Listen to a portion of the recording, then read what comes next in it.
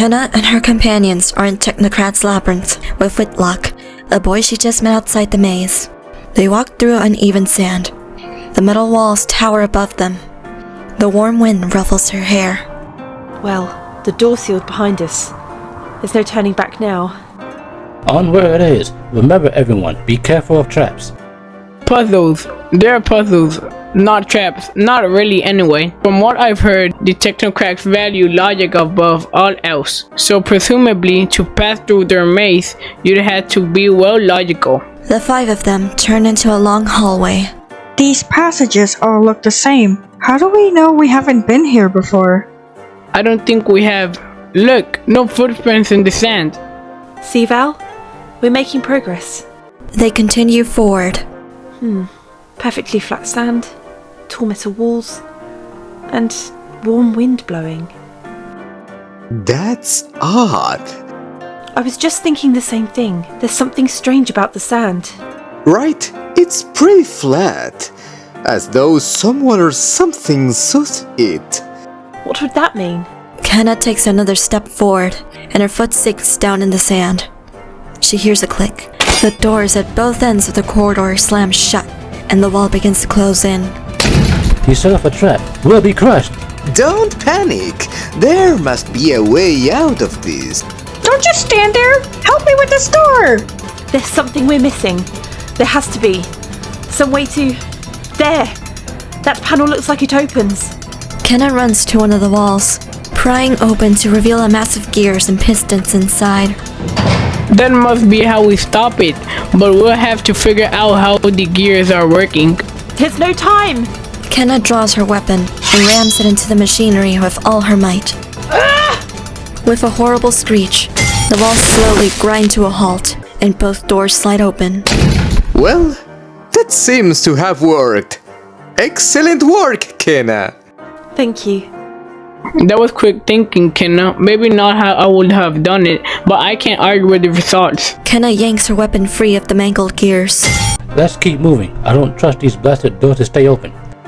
Wait, what's this? There's an inscription on the wall. Here, next to the door. What's it say? I'm light as a feather, but no matter how strong, no one can hold me for long. Why leave that here, inside a deadly trap? To guard it. This text must be important somehow. Another puzzle, perhaps? I don't know about you, but I'm not used to puzzles trying to kill me. We're going to make it through this place. We've got to.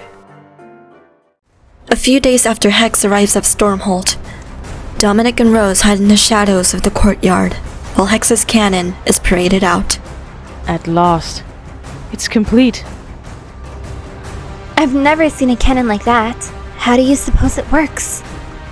I've got a bad feeling we're about to find out. Bring the prisoner. 2 guards unlock Say's cage and drag her over to the cannon. Say struggles against her guards, smashing one in the helmet with her manacles.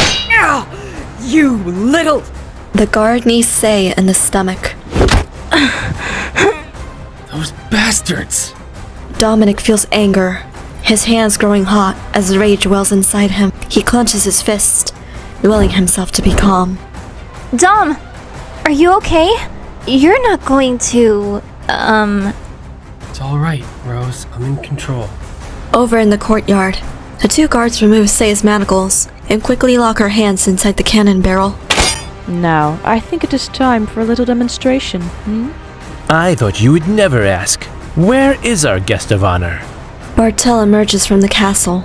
Behind him walks a soldier bound in chains, escorted by several guards. oh no. It's that guard, the former weapons master. He's the one Hex replaced. Bartel chains the man to the wall of the courtyard. Comfortable? Don't worry, you won't have to stand here for long.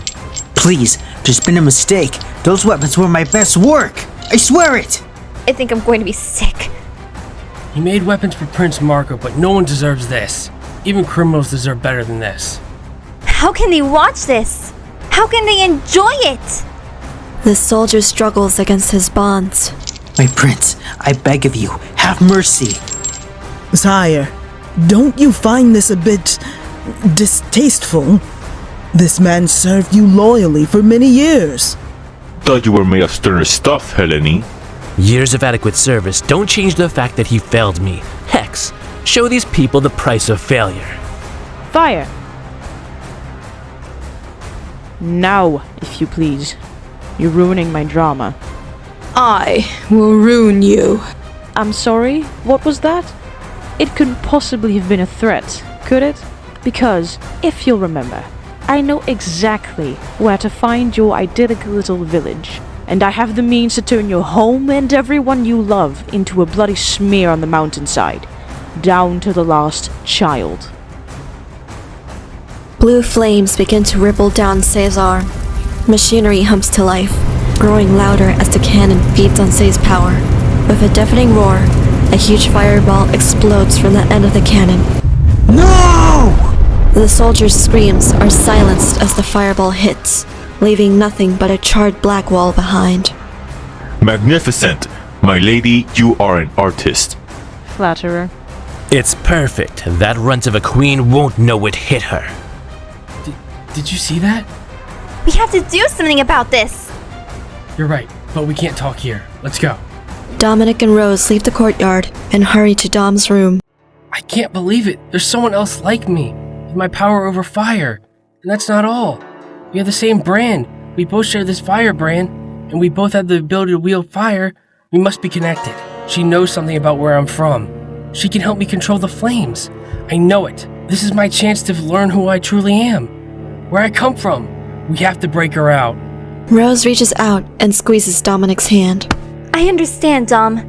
And I'm with you. Even if Say didn't share your powers, I couldn't bear to see someone mistreated so. Besides, freeing her is going to be the key to taking the castle. Agreed. That cannon would obliterate any army. If Kenna's going to have any chance of retaking Stormhold, we have to make sure Marco can't use it. Just then, the door to Dominic's room swings open, and Trystan storms in. I saw you in the courtyard. I heard you plotting just now. Trystan, we're just... I heard what you were doing. Whatever plan you come up with, it's not going to work. You've seen what that weapon can do. There's no way Kenna's army can stand against it, much less the three of us. All we can do is keep our heads down and survive. That's what a coward would say, Trystan. It's what Mother always said, and we never listened. Look where that got us. I'm not going to stand by while horrible things happen. Don't be stupid, Rose. You're not doing this. I won't let you. I don't care what you think you want to do. You're both acting like fools. I know you're just trying to protect your family, but you have to let Rose live her own life. Oh, so I should just let you two throw your lives away? I should just respect your decision to die for nothing? I'd rather die trying to make a difference than cringe and tiptoe around a cruel tyrant until he decides to kill me on a whim. That's dying for nothing! Rose. Get out! Trystan's face flushes bright red. You'll regret this. I swear it. He leaves, slamming the door behind him. I can't believe I did that. Look at me. I'm shaking. You're amazing. Did you really mean it? Every word, Dom. I can't believe Trystan said those things to me. Rose, I know he didn't mean it. He's just scared. I've never seen Trystan like this before. He's usually so impulsive and reckless. Always ready to follow you anywhere. I don't think he ever truly realized how dangerous it was to work against Prince Marco. It must be hard for Trystan. Our mother's gone, and he's scared he's going to lose me too. But even so, I'm not going to let him hold me back anymore. And you shouldn't either. From now on, we're going to do whatever we want, no matter what Trystan thinks. Rose smiles at Dominic, a blush rising her cheeks as her eyes lingers on Dom. I think it's time we rest. Oh, well, I suppose it is getting a bit late. It is, and I've got a lot on my mind. Alright, I'll see you tomorrow then. Rose leaves, clearly disappointed. The door closes softly behind her. Dominic collapses on his narrow mattress, 100 troubled thoughts swirling in his head. Kenna and her companions continue through the twisting passageways of the labyrinth. So much rust on these walls. How long has the labyrinth been here? Judging by the level of oxidation taking into account the low moisture environment, I'd estimate a century. Maybe even 2, depending on the exact alloy covering these walls. Impossible. 20 years ago, no one had even heard of the Technocrats. How could they have stayed hidden so long? Someone would have found them. It's not so hard to disappear if you know what you are doing, and you had an entire desert to disappear into. So much machinery. I can't even begin to guess what most of it is for. Like that gear up there on the wall. What do you suppose those symbols mean? They don't belong to any language, I know, but someone put them there for a reason. Val reaches up and tugs on the gear. Don't tell me you're trying to steal that. Just seeing how securely it's attached. Very, actually. Val slaps the gear, and it spins counterclockwise.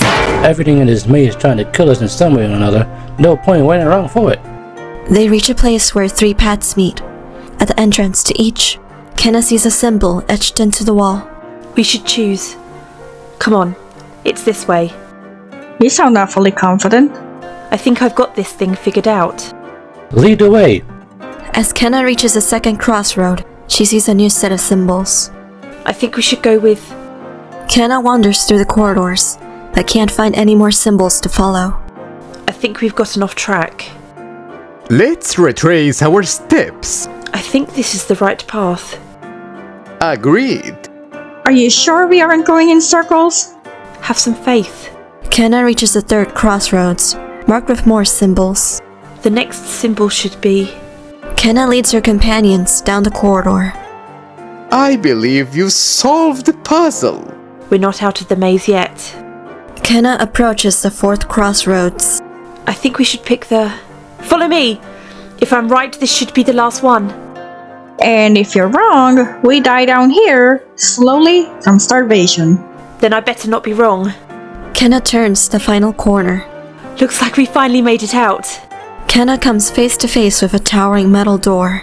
An array of levers sticks out at chest height, and there's a small inscription over them. Your final test awaits.